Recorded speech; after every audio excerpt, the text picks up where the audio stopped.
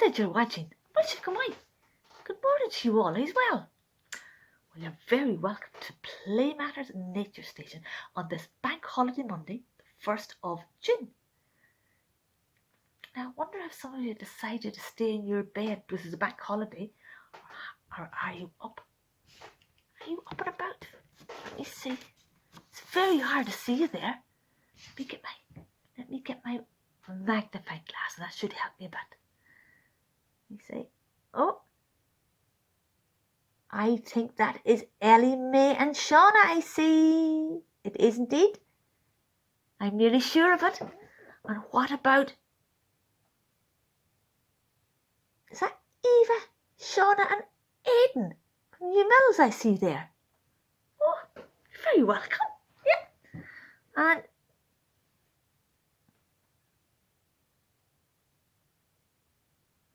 yeah. That's Rory and Patrick, I think. Yeah. Rory, Patrick and Mary Kate from Anagra. You're very welcome to Falcher Road. And... oh, I recognise that little fella there. Yes, I am right. I have to say thank you to Erla. Yeah, and the Sweeneys. Oh, yeah, hello. I have to say thank you. A really big Gurmila my got. Do you know why?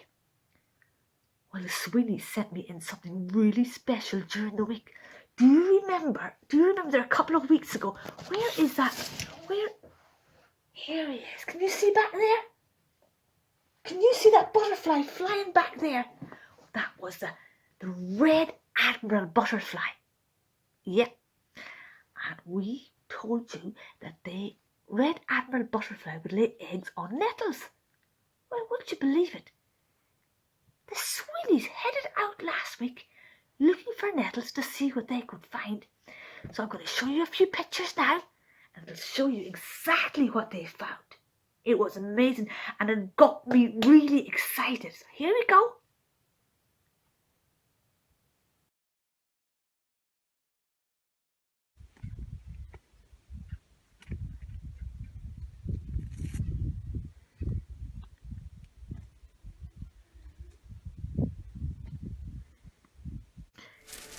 Did you get that? Yeah? Well, just after they were sent through on my phone, I was telling my son Kieran, and off Kieran went outside, and would you believe it? We found some of our nettles outside too. So we're not sure what kind of a caterpillar has come out of those eggs. We don't think that it's a Red Admiral, okay? But have a look online yourself to see what type. We think it could possibly be the peacock butterfly. Now, I haven't got a picture of the peacock here today, the peacock butterfly, but if you look online, you'll find one yourself, okay? Because I'm not going to show you the picture in case it's not the peacock butterfly. We don't really know, although I did see one there later on in the week. Anyway, what I was going to say to you is, since we saw those caterpillars, they have decimated the nettle leaves, okay? And if I can, do you know what? Stay there and I'll give you a picture, okay? We'll put the picture up just there now. You ready?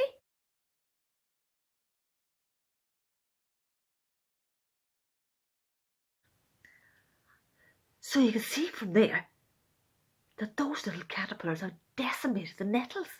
Okay? It looks a bit like a skeleton leaf now that's there, doesn't it? Yeah, or a net curtain or something like that. Yeah. Anyway, enough about the nettles for now. Okay?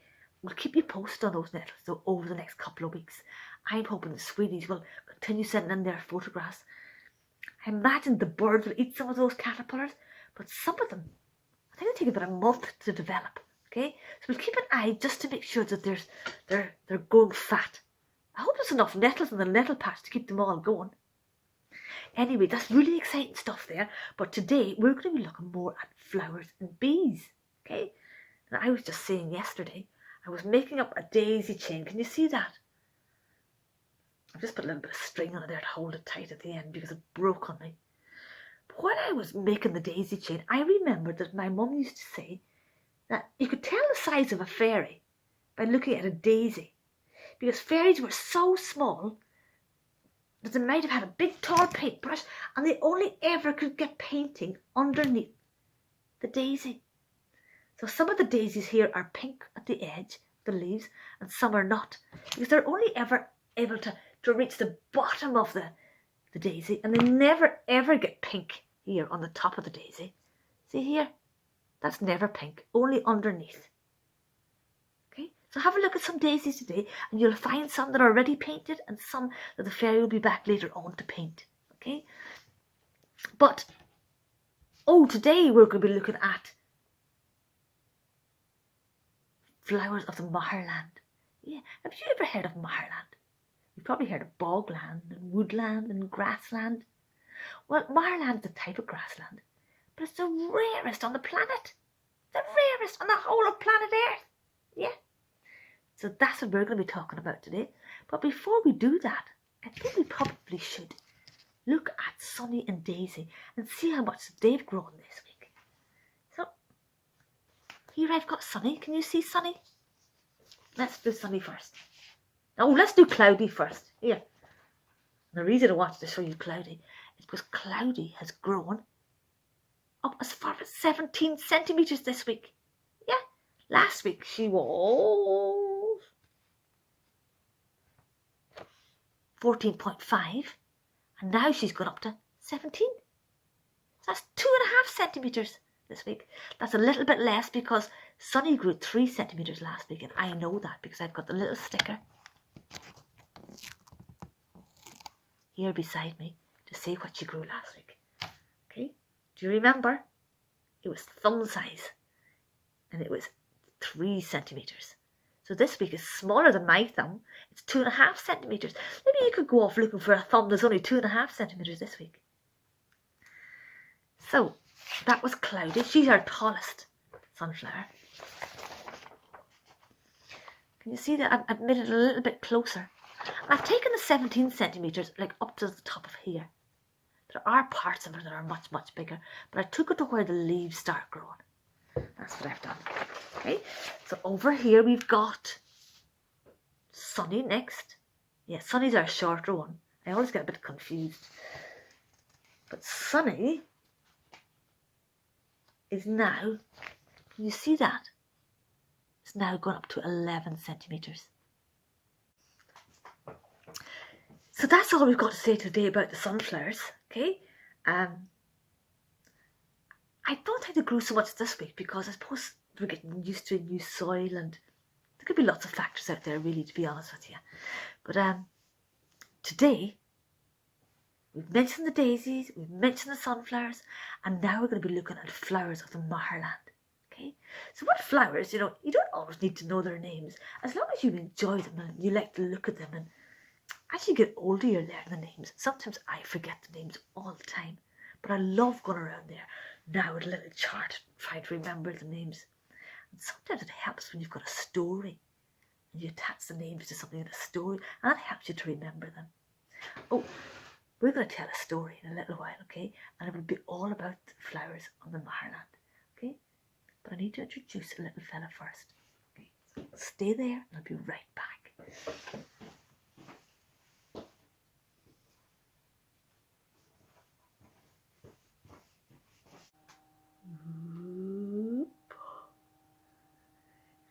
Hello everyone, it's only me. I'm back here again now, and I've got Bumbóg here with me.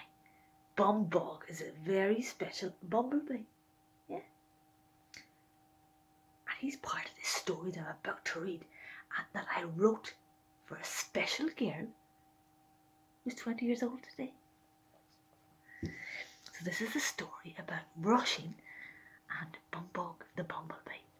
Now I'm going to be reading it off my computer today because I ran out of paper and I couldn't print it out. So bear with me if you hear a bit of a sound in the background. Okay, are you ready? Do you know what? You can actually lie down and close your eyes if you wish today, and then just imagine all that's going on in your head. Okay, just sit back and listen.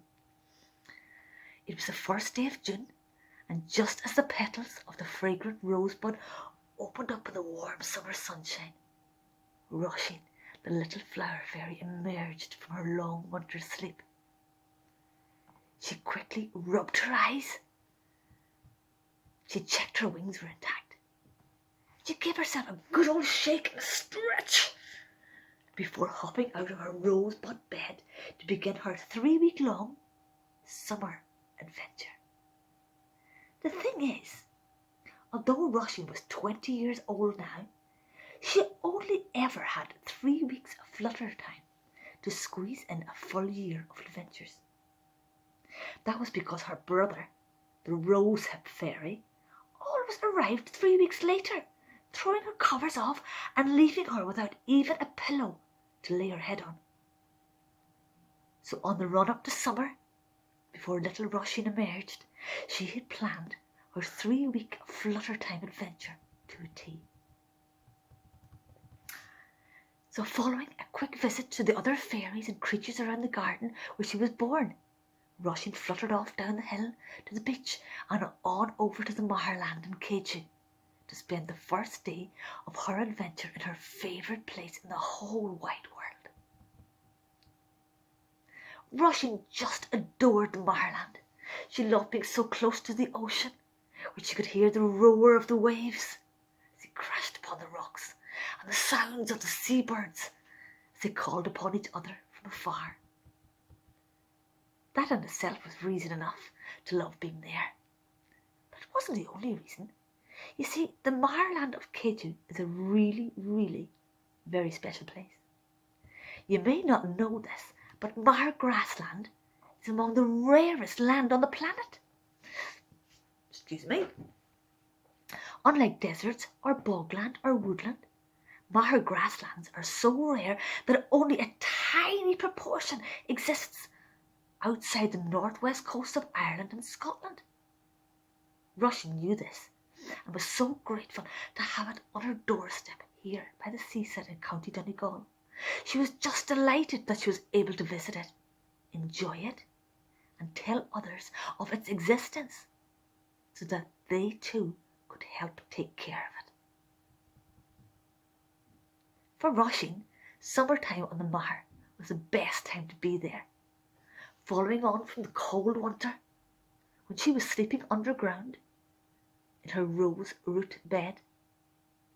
The Mahair grassland would have been short in length because it would have been grazed by the coastal hares, or the little rabbits, and the farmers' cows. But with the arrival of spring, the cows moved on to pastures new, and this made way for the spring flowers to emerge, and grow. Now with the arrival of the summer sunshine, the temperatures had risen, so all sorts of beautiful blossoms, along with their fairy caretakers, had just popped out, and in doing so produced a sea of colour all along the horizon. The sweet scent coming from the summer blossoms and the flower fairies fluttering with excitement. Just like Róisin, they loved this time of year. Many of their insect friends, such as butterflies or beetles or birds or ants and bees, they would drop by and collect food, such as pollen and nectar, from the wide array of flowers that grew there. In return for the food, the insects and birds helped the flower fairies carry out one of their really important summer jobs: the annual pollination of the plants. This job had to be done each year because pollination is needed to help make new seeds and therefore new plants for the following year. The fairies loved playing with the insects that came to help with the pollination. The insects would visit their blossoms, and often the fairies would just hop on and take a ride on the insect's back, just for fun. It was just like being at a fun fair for fairies. This was going to be an exciting first day for Róisin, and she was really looking forward to it. You see, she was also meeting up with some old familiar friends, and secretly she hoped that she might meet up with a very special family friend, Bumbóg, the Great Yellow Bumblebee. Zoop! Róisin hadn't seen Bumbóg for a few years now, but this wasn't unexpected, because just like the Mahair, Bumbóg, the Great Yellow Bumblebee, was also rather rare and very special. Róisin had met Bumbóg's family for the first time 20 years ago today. You see, today, 20 years ago, was the day that Róisin was born.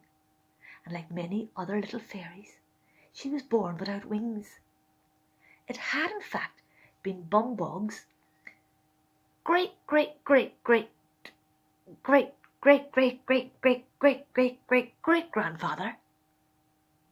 that had transported little Róisin around and about until she grew her own set of wings. So it was therefore Bumbóg's family who had first introduced Róisin to the Mahair. You see, Mahair grassland are especially important for great yellow bumblebees. Although the rarest of all the bumblebees in Ireland, long ago there used to be more of the great big yellow fellows around. Oh! In recent years, however, many of us humans became so busy looking after ourselves that we forgot all about looking after the little creatures, and as a result we took away all their special flowers which were needed to produce their special food. As a result, most of the great yellow bumblebees couldn't get enough food to survive in everyday gardens, so those who did survive headed to the Mahair, because this special place, well, it was a bit like a bakery for bees, and it produced all kinds of special flowers, many of which contained the food required to feed the great yellow bumblebee. They loved food like clover, and they loved yellow rattle, and they loved knapweed, and they loved lady's fingers. Yeah, let me get on with the story. Anyway, when Róisin finished watching the waves, she headed over to the Mahair and went to visit Red Clover, the bees' bread fairy. She wanted to say hello and to check if Bumbóg had been around yet this year. Clover was just delighted to see Róisin, and almost immediately the pair were firmly holding on to Garajin's, the garden bumblebee's, fur as he took them for a quick spin around all the flowers and announced Róisin's arrival on her annual visit. The ride was exhilarating, just so much fun. Róisin and Red Clover were quite happy. However, when it finished again, they were quite happy when it finished again, and they were happy to get their 2 pairs of feet back on dry land again. They weren't long back at Red Clover's house when many of the other fairies popped over to visit too. First it was Red Clover's sister, Shamarwan, that arrived with a jug of delicious white clover iced tea. Yum yum yum. Soon Ladyfinger, the kidney vetch fairy, arrived and of course looked amazing in her bright yellow gown with fluffy seams. Monadoo, the knapweed fairy, still had the most beautiful purple spiky hair though. But of course, once Gluhagran, the yellow rattle fairy, arrived, it was so hard to hear what anyone was saying over all the noise she was making. The yellow rattle was the noisiest fairy of the lot. But then, of course, that wasn't helped either, with Fushog, the skylark, arriving in the middle of it all to begin singing the happy birthday song to Róisin. Róisin had a wonderful first day of flutter time, but as the tea party came to an end, Róisin knew that she was probably not going to see Bumbóg or his family this year either.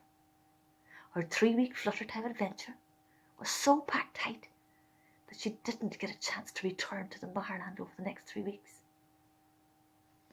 So I suppose if you live close to the Mahair, and you'll know this if you live in a place called Mahair or Maharoti or Maharagallen, any of those things with Mahair on it, Okay?